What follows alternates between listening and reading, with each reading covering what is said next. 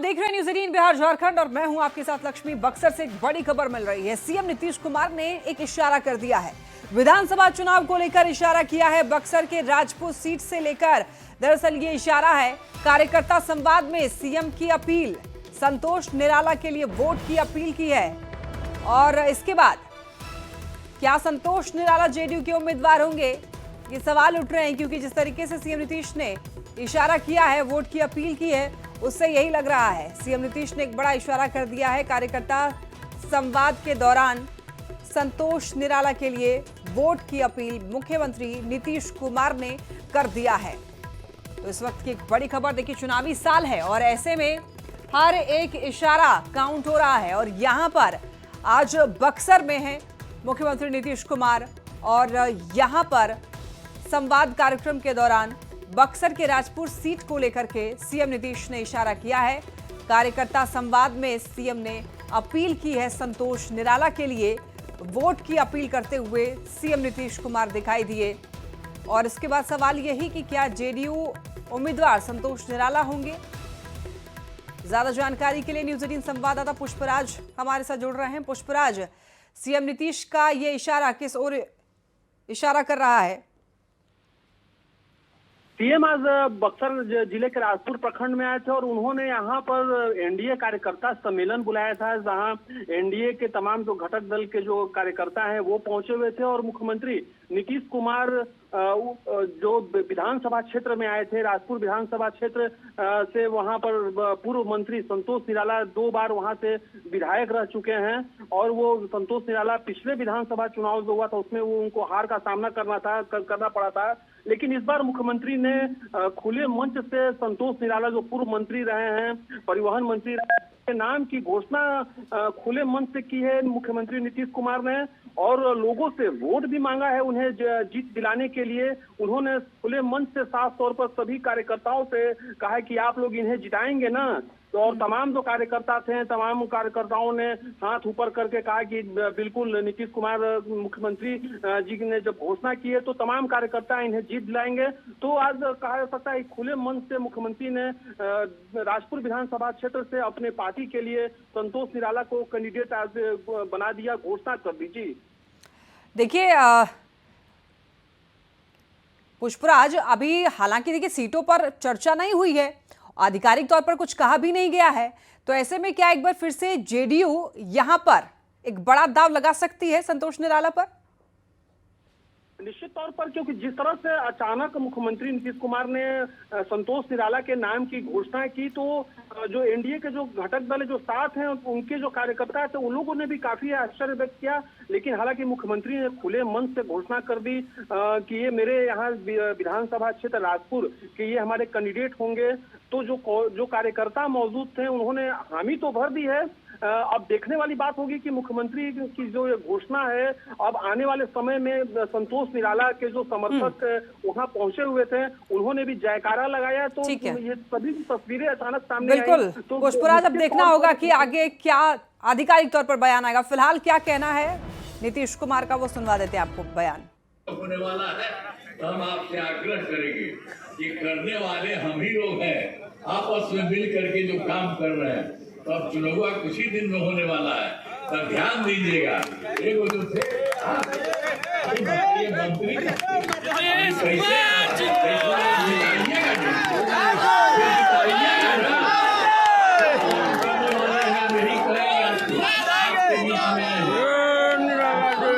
जिताइएगा।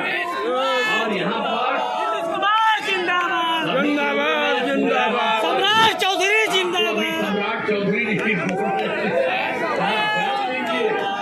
कि आप लोग चाहिएगा तो हम लोग को बड़ी संख्या में होगा, तो सब लोग जरूर करिएगा। ये सब जो कांग्रेस वाला ये सब जो अंड बंड करता है, कभी कोई काम किया है आज तक? जानते हैं हम लोग को 2 बार गड़बड़ किया, तो यही सब इधर से जो डिपार्टमेंट करता था उसी में गड़बड़ करता था। इसीलिए उनको देखिए अब अभी हम लोगों का जो काम जाता है, सब लोग काम कर रहा। तो इसीलिए आपसे आग्रह है कि आप फिर आगे खूब बढ़ाइए।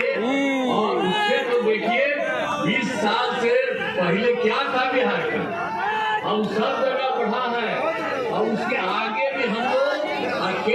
सहयोग मिला, इतना आगे बढ़ेगा। हम लोग नीतीश कुमार जी और जनता दल के सिपाही और हम लोग हृदय से पार्टी के सभी लोगों का सभी पदाधिकारियों का हम लोग ख्याल रखते हैं। जिला स्तर पर, प्रदेश स्तर पर भी हमें काम करने का मौका मिला। हम तमाम जिलाओं में भी जाते रहते हैं, सबका ख्याल करते हैं। और ज्यादा जानकारी के लिए न्यूज 18 संवाददाता आनंद अमृत राज हमारे साथ जुड़ रहे हैं।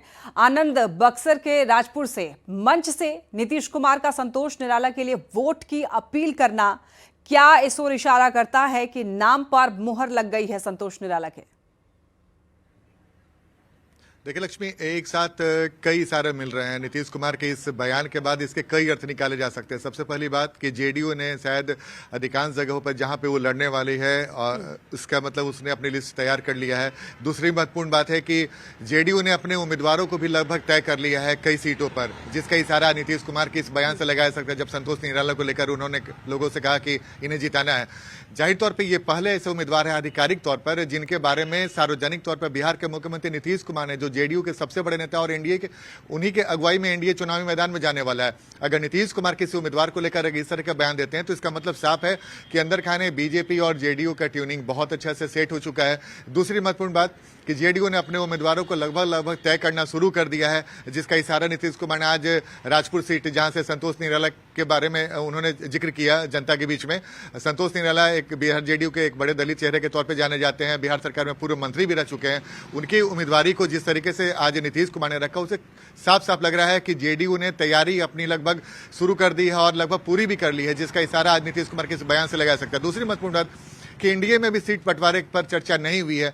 जीतन राम मांझी अब से कुछ देर पहले पटना एयरपोर्ट पहुंचे थे तो उन्होंने एक बयान दिया कि 9 तारीख को जब उपराष्ट्रपति का चुनाव हो जाएगा 9 सितंबर को, उसके बाद सीटों का बंटवारा भी फाइनल हो जाएगा। उसके पहले जिस तरीके से सहयोगी दल, चाहे उपेंद्र कुशवाहा हो, चाहे जीतन राम मांझी हो या फिर चिराग पासवान, जिस तरीके से सीटों को लेकर बयान दे रहे हैं उससे थोड़ा संशय की स्थिति थी। लेकिन नीतीश कुमार के आज इस घोषणा के बाद ये साफ हो रहा है कि धीरे धीरे तस्वीर एनडीए की भी साफ होगी और नीतीश कुमार कि सहित जो भी एनडीए के बड़े नेता हैं अंदर अंदर उनकी बातचीत चल रही है। हाँ, खुले तौर पे भले ही सारा अभी तक नहीं हुआ हो, इसकी घोषणा नहीं हुई है कि कौन सी पार्टी किस सीट पे लड़ेगी, कहां से लड़ेगी, लेकिन नीतीश कुमार ने आज राजपुर के बारे में, राजपुर से उम्मीदवार के बारे में, जेडीयू के उम्मीदवार के तौर पर संतोष निराला के नाम को आगे करके साफ कर दिया कि जेडीयू ने शायद अपनी संभावित लिस्ट बना ली है, अपने उम्मीदवारों को भी लगभग तय कर लिया है, जिसका इशारा आज संतोष निराला के तौर पर सार्वजनिक तौर पर पहली बार इस बार के विधानसभा चुनाव के पहली बार जेडीयू की तरफ से सामने आ गया है। दिलचस्प होगा कि आने वाले समय में कब तक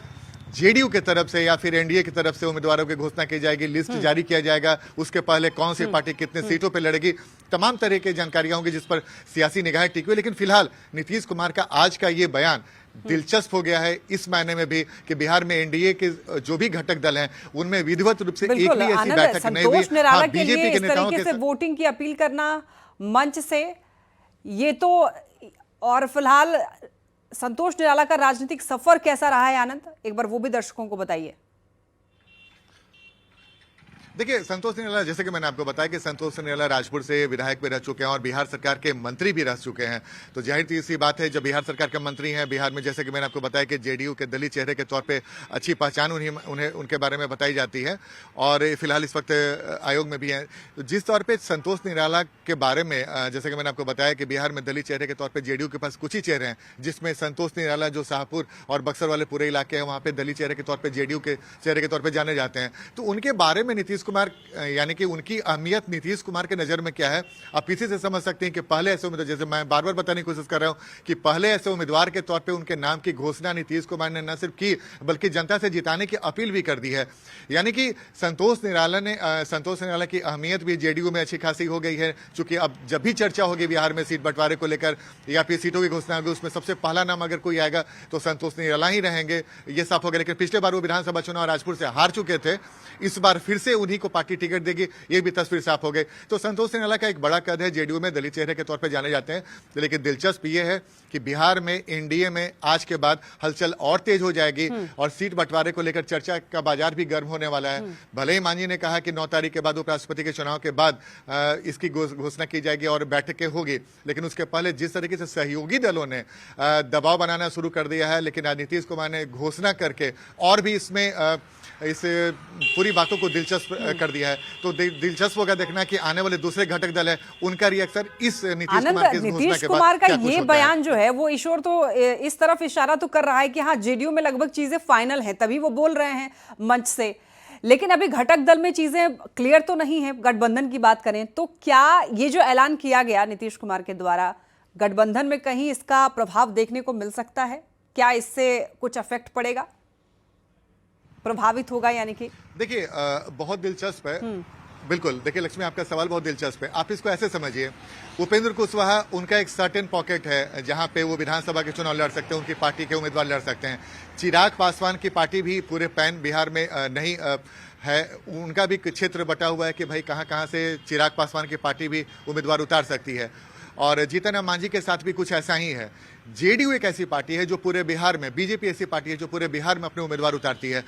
तो जाहिर तौर पे जहां से जेडीयू लड़ चुकी है 2000 आप 20 के विधानसभा चुनाव को देखिए, जब 115 सीटों पर जेडीयू ने अपने उम्मीदवार उतारे थे, तो उस समय का भी जो तस्वीर था, भले ही 43 सीट पर जेडीयू से मट गए, लेकिन जेडीयू की निगाह उन तमाम सीटों पर होगी, इसलिए उसने प्रायोरिटी में उन तमाम सीटों को अपने लिस्ट में रखा होगा। और संतोष निराला जहां से नाम की घोषणा की गई, जैसे कि मैंने आपको बताया कि 2020 के विधानसभा चुनाव में संतोष निराला राजपुर से चुनाव लड़े थे और भले ही हार गए थे, लेकिन जेडीयू ने इस बहाने एक साफ संदेश दे दिया कि जहां पे पिछली बार हम लड़े या जीते या फिर हारे, वो हमारी प्राथमिकता सूची में सबसे ऊपर होगी।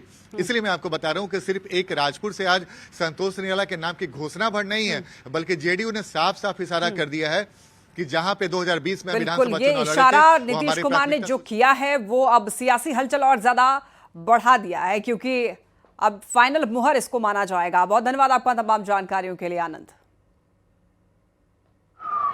मुख्यमंत्री नीतीश कुमार का अंदाज और मिजाज आज बता रहा था कि मुख्यमंत्री नीतीश कुमार अब पूरी तरह से चुनावी मोड में आ चुके हैं। लगातार मुख्यमंत्री जिलों का दौरा कर रहे हैं और मुख्यमंत्री आज बक्सर में यात्रा के दौरान लगभग 600 करोड़ रुपए योजनाओं का शिलान्यास और उद्घाटन किया है।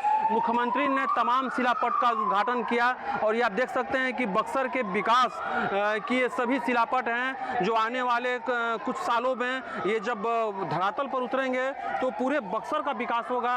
और आज मुख्यमंत्री ने बक्सर में अपनी यात्रा के दौरान बक्सर के राजपुर विधानसभा क्षेत्र के उम्मीदवार संतोष निराला का भी मंच से उन्होंने कहा कि ये उम्मीदवार होंगे जनता दल यूनाइटेड पार्टी के, जेडीयू पार्टी के उम्मीदवार होंगे संतोष निराला।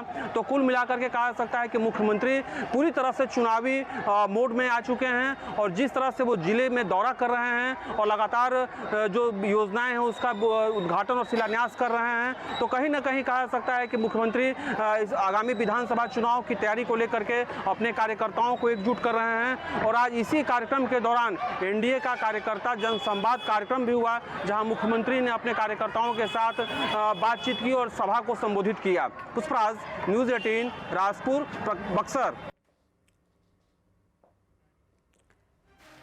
विधानसभा चुनाव की धमक के साथ ही सियासी दलों ने अपनी तैयारियों की रफ्तार और ज्यादा बढ़ा दी है। इंडिया गठबंधन में सीटों का पेच सुलझाने के लिए पटना में एक बड़ी बैठक हो रही है, जिसमें तेजस्वी यादव, बिहार कांग्रेस प्रभारी कृष्णा आलावरू और राजेश राम के साथ ही वीआईपी प्रमुख मुकेश सहनी भी शामिल हो रहे हैं। देखिए, बैठक में सीटों की संख्या के फॉर्मूले के साथ ही कौन सी सीट किसके खाते में जा सकती है, इस पर भी मंथन किया जा रहा है। साथ ही चुनाव मैदान में बेहतर तालमेल की रणनीति पर भी चर्चा की बात कही जा रही है। देखिए, कांग्रेस 100 सीट की बात कर चुकी है, वीआईपी भी 60 सीट की बात करती है। अब ऐसे में कैसे सुलझेगा सीटों का पेच, ये बहुत बड़ा सवाल है और इसी को लेकर बैठक हो रही है। वाम दल भी इस बार ज्यादा सीट मांग रही है, तो देखना होगा कि इंडिया गठबंधन में इस बैठक में क्या कुछ निकलकर सामने आता है। पशुपति पारस की पार्टी को भी सीट चाहिए, सबकी अपनी अपनी डिमांड है, लेकिन सीटों का फॉर्मूला अब कैसे बनता है, चूंकि एक बहुत बड़ी चुनौती सीटों का फॉर्मूला जो है वो बन चुकी है इंडिया गठबंधन के अंदर। सबके अपने अपने डिमांड है, कांग्रेस 100 सीट चाह रही है, वीआईपी 60 चाह रही है, ऐसे सभी पार्टियां जो हैं वो ज्यादा सीटें चाह रही हैं। चलिए बढ़ते हैं खबरों में आगे। मोकामा में 16 सितंबर को एनडीए कार्यकर्ता सम्मेलन है, जिसमें केंद्रीय मंत्री ललन सिंह शामिल होंगे। इस कार्यक्रम को लेकर पोस्टर जारी किया गया है, जिसमें मोकामा के पूर्व विधायक अनंत कुमार सिंह और सांसद ललन सिंह के साथ नजर आ रहे हैं।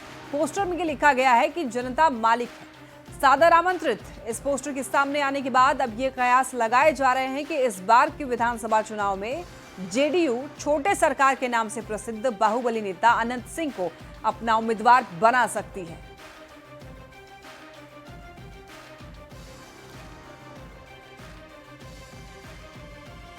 पूर्व विधायक अनंत सिंह और सांसद ललन सिंह के पोस्टर और अनंत सिंह की मोकामा से दावेदारी के कयास पर जेडीयू एमएलसी नीरज कुमार ने सवाल खड़े किया और कहा कि पहले सदस्यता तो ग्रहण कर लें, बिना बच्चा जन्मे लालन पालन कैसे होगा। मैं 15 सितंबर को बोलूंगा। वहीं कांग्रेस ने यह कहा है कि एनडीए में सीट को लेकर सिर्फ उटव्वल जारी है। मोकामा से जेडीयू उम्मीदवार क्या तय है, ये सवाल है। वाले की दावेदारी जो है वो ठोक रहे हैं कि इस बार जदयू से हम चुनाव लड़ रहे हैं। हमारी पार्टी में जनता दल ने हमको अब तक सूचना नहीं औपचारिक रूप से। भाई पहले हम जन्म लेंगे तब ना मेरा लालन पालन होगा। अभी पार्टी के मेंबर हम बनवे नहीं किए हैं और कह दे कि हम उम्मीदवार हो गए, इसको कोई रोक सकता है? एनडीए के घटक दल में सीट बंटवारा को लेकर नूरा कुश्ती और सर्फ उटव्वल जारी है। इसका एक उदाहरण आज अनंत सिंह ने मोकामा सीट पे दावेदारी ठोक के कर दी है, जो कि बीजेपी की सिटिंग सीट है। इससे साफ पता चलता है कि अंदर खाने में एनडीए में कुछ भी ठीक नहीं है। जनता की अदालत लगाने और उसमें शामिल होने का हर कार्यकर्ता का अधिकार है, चाहे वह जिस किसी दल का हो। मोकामा के प्रभावशाली नेता अनंत सिंह ने एनडीए के कार्यकर्ताओं का सम्मेलन आहूत किया है। स्पष्ट है कि उन्होंने चुनाव की तैयारी शुरू कर दी है। रही बात वे एनडीए के किस घटक दल से चुनाव मैदान में उतरेंगे, यह अंतिम रूप से तय होना बाकी। जनता दल यू के अंदर एक अजीब तरह की राजनीति दिख रही है, जहां जनता दल यू के मुख्य प्रवक्ता नीरज जी एक व्यक्ति को अपराधी बताते हैं, वहीं दूसरी ओर केंद्रीय मंत्री ललन सिंह उसी व्यक्ति के साथ उनकी गाड़ी में बैठकर उनके क्षेत्र में जाते हैं।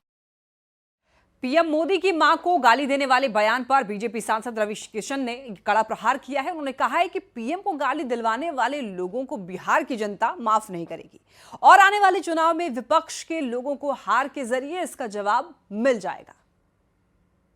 गंदी भद्दी गालियां नहीं किसी की मां को देनी चाहिए, वो भी प्रधानमंत्री एक किसी की मां है, वो भी एक मनुष्य है, वो भी बेटे हैं। तो अगर आप किसी की भी माँ की गाली आप सुनते हैं मंच पर से और ऐसा वेल प्लान्ड कोरियोग्राफ करके दिलवाई गई है, तो पूरे देश का आक्रोश है और बिहार के चुनाव में वो दिखेगा और उसके बाद दिखेगा कि आप बहुत करारी हार विपक्ष को मिलेगी। जिन लोगों ने भी गाली दिलवाया है, जिनके मंच से गाली गई है, उनको देश की जनता, बिहार की जनता, चूँकि हम बिहार से हमारा ताल्लुक है, बिहार ने मुझे सुपरस्टार बनाया, तो वो कभी इनको माफ नहीं कर।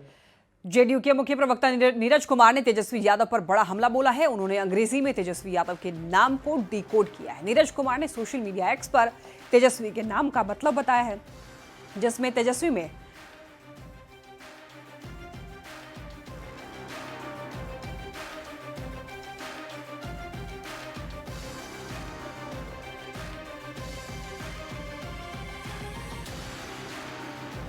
तो देखिए ये वो पोस्टर है। देखिए नीरज कुमार ने जो poster social media site x पर डाला है, उसमें तेजस्वी डिकोडेड लिखा है और तेजस्वी का एक अल्फाबेट TEJASHWI का क्या लिखा है। देखिए T for trouble maker, E for escapist, J for jealous, A for arrogant और S for selfish, H for hypocrite, W for waste for, और इस तरीके से आप समझ सकते हैं। और साथ ही साथ I फॉर क्या लिखा है, इनकॉम्पिटेंट।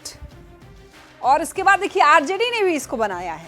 आरजेडी, अब देखिए T for truthful, E for empowering, J for justice bringer, A for authentic, S for strong, H for honest, W for warrior और I फॉर इंटेलिजेंट और आइडियलिस्टिक। तो आप देख सकते हैं कि अब पोस्टर वॉर चालू है यहाँ पर। जेडीयू के नीरज कुमार ने जिस तरीके से तेजस्वी को डिकोड किया, अब इसी पर आरजेडी ने इसको डिकोड किया है, वो भी अच्छे तरीके से। जिस तरीके से नीरज कुमार ने लिखा उसी प्रकार आरजेडी ने लिखा है, लेकिन उसको पॉजिटिव सेंस में आरजेडी की तरफ से अपलोड किया गया है, शेयर किया गया है।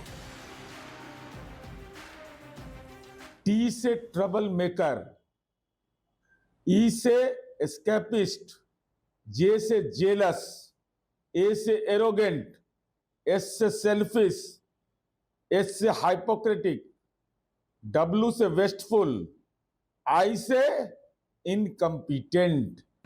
तेजस्वी का मतलब होता है टी मतलब ट्रूथफुल, ई मतलब इंपावरिंग, जे मतलब जस्टिस ब्रिंगर, ए मतलब ऑथेंटिक, एस मतलब स्ट्रॉन्ग, एच मतलब ऑनेस्ट, डब्ल्यू मतलब वॉरियर, आई मतलब इंटेलिजेंट, आइडियोलिस्टिक।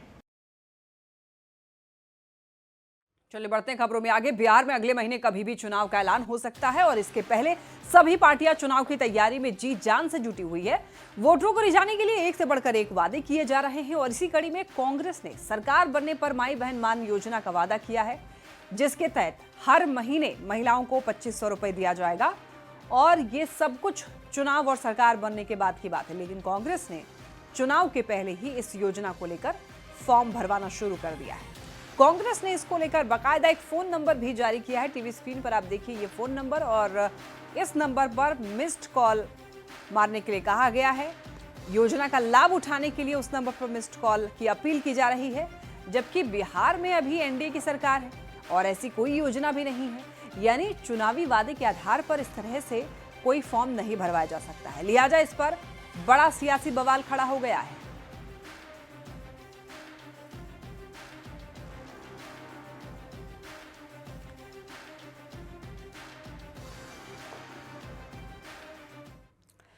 पटना से बड़ी खबर और ब्लॉक के पास हंगामा, आर ब्लॉक के पास में हंगामा की खबर मिल रही है। देखिए बिजली कर्मी की बॉडीगार्ड ने पिटाई की है। बिजली विभाग और एमएलसी की गाड़ी आमने सामने हो गई थी। पुलिस कर्मियों ने हस्तक्षेप करके बिजली कर्मी को बचाया है। जख्मी बिजली कर्मी को हॉस्पिटल भेजा गया है। ये बड़ी खबर, आर ब्लॉक के पास हंगामे की खबर मिल रही है। बिजली कर्मी के बॉडीगार्ड ने पिटाई की। बिजली विभाग और एमएलसी की गाड़ी दरअसल आमने सामने हो गई थी और इसके बाद पुलिस कर्मियों ने हस्तक्षेप किया है। और इसी के साथ इस बुलेटिन में इतना ही। खबरें लगातार जारी है। आप देखते रहिए न्यूज़ 18 बिहार झारखंड।